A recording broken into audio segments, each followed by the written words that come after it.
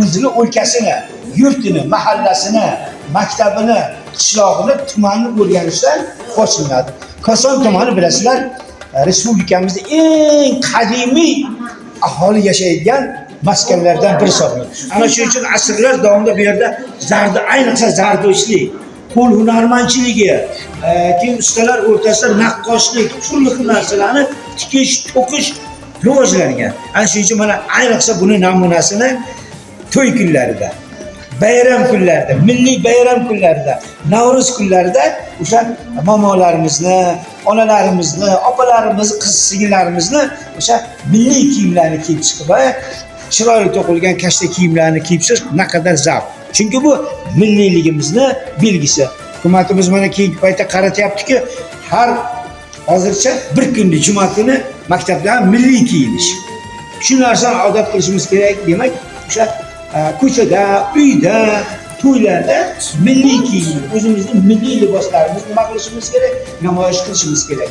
Ana shunda vatanga bo'lgan, milliy urf-odatlarimizga bo'lgan ishtiyoqimiz, havasimiz yanada ortadi.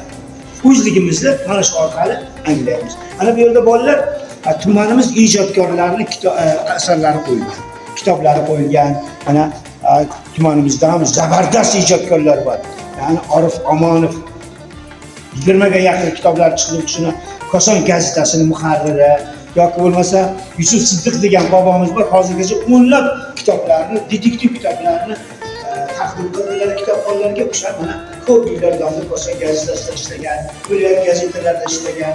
Hozirgi kunda nafaqat shunday bo'lsa, ijod Qasam deb nomlangan, Qismat Chaqpalagi, Paxtazorda so'ygan lolalar kabi, keyin O'qilon uchi,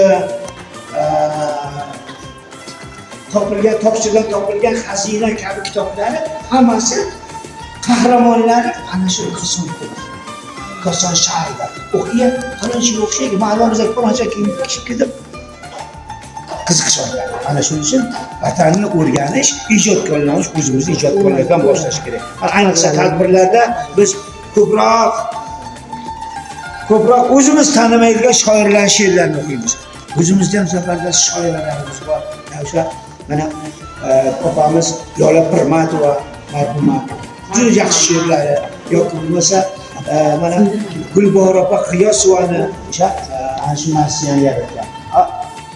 Bundan 20-30 yil, 40 yil oldingi o'quvchilar yonaman biz ko'rdik. Abdulla Oripovning vorislarimiz, vatandoshlarimiz, demak Abdulla she'rlari to'liq hammasini deyarli o'rganishimiz kerak. Vatan haqidagi, ona haqidagi, do'stlik, tinchlik haqidagi she'rlarni nima qilishimiz kerak?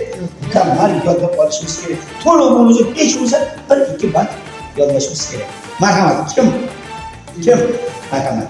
Yurtim senga she'r qiyosingni topmadim aslo.